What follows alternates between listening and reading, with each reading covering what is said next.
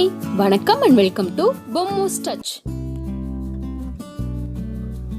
இந்த வீடியோல seafood lunch menu recipe எப்படி செய்யறதுன்னு பார்க்கலாம்.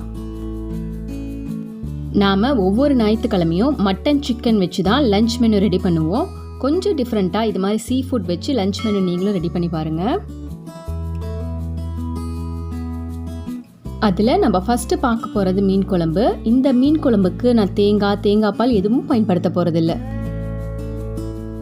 உங்களுக்கு தேங்காய் அரைச்சி ஊற்றின மீன் குழம்பு தான் பிடிக்கும் அப்படின்னா அந்த வீடியோவை நம்ம ஆல்ரெடி சேனலில் போட்டிருக்கோம். லிங்க் டிஸ்கிரிப்ஷனில் இருக்குது, செக் பண்ணிக்கோங்க. ஒரு மண் சட்டியில் 3 டேபிள் ஸ்பூன் அளவுக்கு நல்லெண்ணெய் ஊற்றிக்கோங்க. எப்போ நீங்கள் மீன் குழம்பு செஞ்சீங்கனாலும் நல்லெண்ணெய் பயன்படுத்தி செய்யுங்க, அப்போ தான் அதோட டேஸ்ட் ரொம்பவே நல்லாயிருக்கும். எண்ணெய் நல்லா சூடானதும் அதில் 1 டீஸ்பூன் கடுகு போட்டு அதை நல்லா பொரிய விடுங்க. கடுகு பொரிஞ்சதும் ஒரு 1/2 டீஸ்பூன் வெந்தயம் போட்டுக்கோங்க. வெந்தயம் கருக விடாமல் பார்த்துக்கோங்க, கருகுச்சுன்னா கசப்பெடுக்கும். அது நல்லா செவந்து வந்ததும் பொடி பொடியாக கட் பண்ணி வச்சுருக்க 15 சின்ன வெங்காயம், ஒரு 3 கொத்து கருவேப்பிலையை போட்டு இதை நல்லா வதக்கி விட்டுக்கோங்க.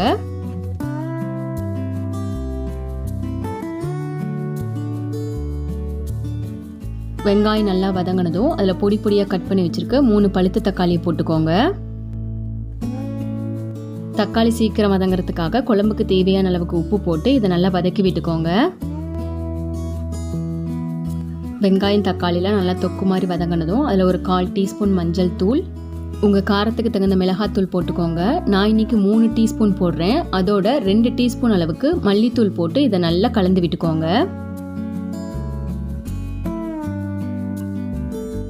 மசாலாவோட பச்சை வாசம் போனதும் எலுமிச்சை சைஸ் அளவு புளியை கரைச்சி வச்சுருக்கேன், அதை இதில் ஊற்றிக்கலாம். அதோட குழம்புக்கு தேவையான அளவுக்கு தண்ணி ஊற்றிக்கோங்க. இதை நல்லா கலந்து விட்டுட்டு மூடி போட்டு ஒரு 10 நிமிஷம் விட்டுருங்க. நல்லா கொதி வரட்டும். பாருங்க, குழம்பு நல்லா கொதிக்க ஆரம்பிச்சிருச்சு. இதை அடிக்கடி கலந்து விட்டுட்டே இருங்க, இல்லாட்டி குழம்பு அடிப்பிடிச்சுக்கும்.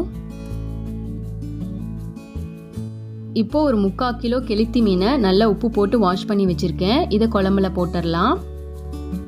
இந்த குழம்புக்கு நீங்கள் எந்த மீன் வேணால் யூஸ் பண்ணலாம்.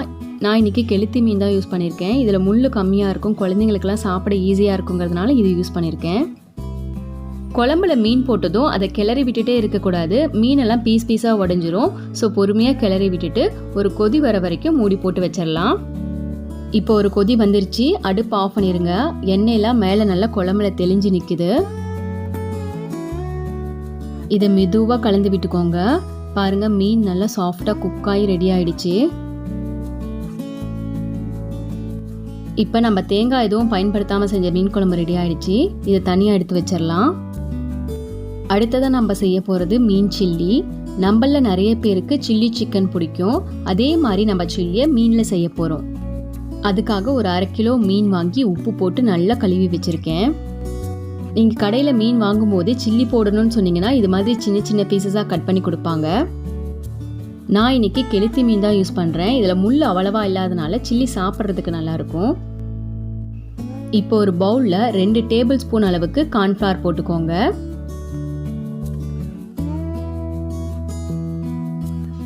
அதோட 1/4 டீஸ்பூன் மஞ்சள் தூள், காரத்துக்கு தகுந்த மிளகாய் தூள் போட்டுக்கோங்க. நான் இன்னைக்கு 1/2 டீஸ்பூன் போட்டுக்கிறேன்.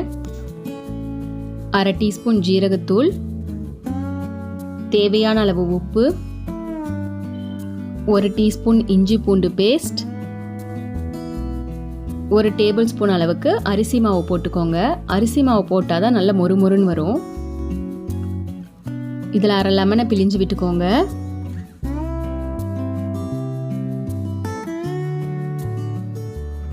அதோட ஒரு முட்டையை உடைச்சி ஊற்றிக்கோங்க. இதை நல்லா கட்டி படாமல் கலந்து விட்டுக்கோங்க. தேவைப்பட்டுச்சுன்னா லைட்டாக தண்ணி தெளிச்சுக்கோங்க, இல்லாட்டி இன்னொரு முட்டையை உடைச்சி ஊற்றிக்கோங்க. கடைகளில் வாங்குற சில்லி மாதிரி இருக்கிறதுக்காக இதில் 1/2 டீஸ்பூன் கேசரி பவுடர் போட்டிருக்கேன், இல்லாட்டி ஃபுட் கலர் கூட சேர்த்துக்கலாம். இது ஆப்ஷனல் தான், உங்களுக்கு வேணும்னா சேர்த்துக்கோங்க. இதில் கொஞ்சமாக கஸ்தூரி மேத்தியை க்ரஷ் பண்ணி போட்டு நல்லா கலந்து விட்டுக்கோங்க.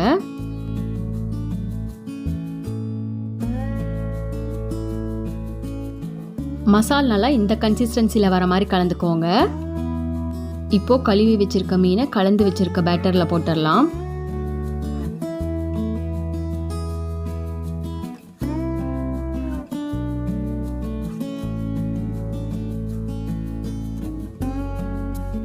எல்லா மீன் பீசஸ்லேயும் மசாலா நல்லா ஈவனாக கோட் ஆகிற மாதிரி கலந்து விட்டுக்கோங்க.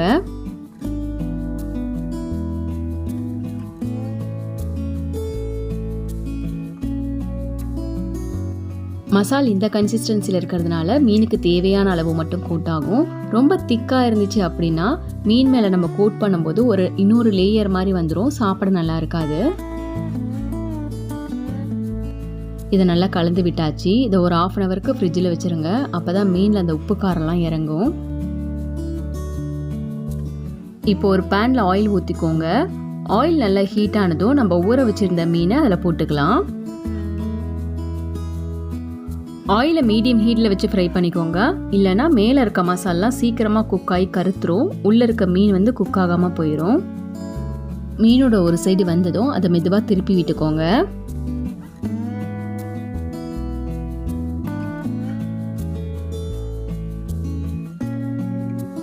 இப்போ மீன் நல்லா வெந்துருச்சு. இது எண்ணெயிலேருந்து எடுத்து எண்ணெயை நல்லா வடிச்சுக்கோங்க.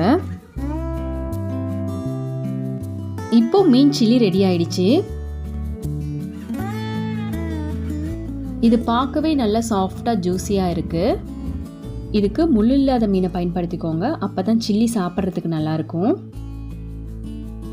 அடுத்ததாக நம்ம செய்ய போகிறது எக் ட்ராப் ப்ரான் சூப். எல்லாருக்குமே ப்ரான் பிடிக்கும். அதில் இது மாதிரி சூப் வச்சு சாப்பிட்டா இன்னுமே டேஸ்ட்டாக இருக்கும். இப்போ ஒரு கடாயில் 1 டேபிள் ஸ்பூன் அளவுக்கு ஆயில் ஊற்றிக்கோங்க. எண்ணெய் நல்லா சூடானதும் அதில் பொடி பொடியாக கட் பண்ணி வச்சுருக்க ஒரு 10 பல்லு பூண்டு, நல்லா பொடியாக கட் பண்ண ஒரு துண்டு இஞ்சி, இதை நல்லா அந்த எண்ணெயிலேயே ஃப்ரை பண்ணிக்கோங்க. இது நல்லா வதங்கி ஒரு மாதிரி ப்ரௌன் கலரில் மாறும், அது வரைக்கும் ஃப்ரை பண்ணிக்கோங்க. அப்போ தான் அந்த பூண்டோட ஃப்ளேவர்லாம் நல்லா இறங்கி சூப்புக்கு ஒரு நல்ல டேஸ்ட்டை கொடுக்கும். பாருங்கள், நம்ம போட்டிருக்க இஞ்சும் பூண்டும் நல்லா வதங்கிருச்சு. இப்போ பொடி பொடியாக கட் பண்ணி வச்சுருக்க ஒரு 10 சின்ன வெங்காயத்தை போட்டு இதையும் நல்லா வதக்கிக்கோங்க.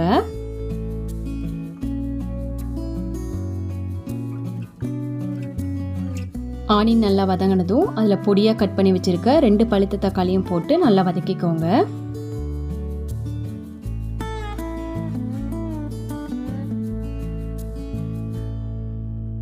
எல்லாம் வதங்கினதும் ஒரு 1/4 டீஸ்பூன் மஞ்சள் தூள், காரத்துக்காக ஒரு 1/2 டீஸ்பூன் மிளகாய் தூள் போட்டிருக்கேன். இது ஆப்ஷனல் தான், வேணும்னா போட்டுக்கோங்க, இல்லாட்டி ஸ்கிப் பண்ணிடுங்க. 1 டீஸ்பூன் மிளகுத்தூள், 1/2 டீஸ்பூன் ஜீரகத்தூள், தேவையான அளவு உப்பு போட்டு இதை நல்லா கலந்து விட்டுக்கோங்க.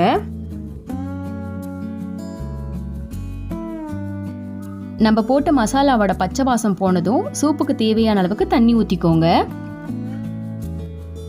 அதோட 1 teaspoon tomato sauce, 1/2 teaspoon soya sauce சேர்த்து இதை நல்லா கலந்து விட்டுக்கோங்க.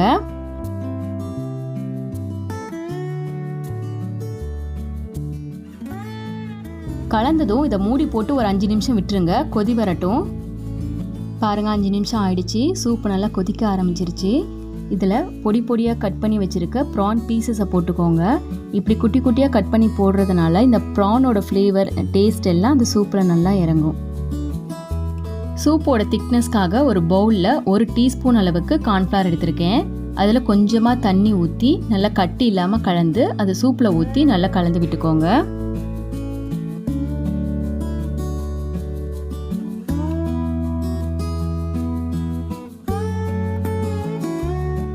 இதோட ஒரு 1/4 கிலோ ப்ரானை குடல்லாம் நீக்கி மஞ்சள் போட்டு வாஷ் பண்ணி வச்சுருக்கேன். இதை அந்த சூப்பில் சேர்த்துக்கலாம்.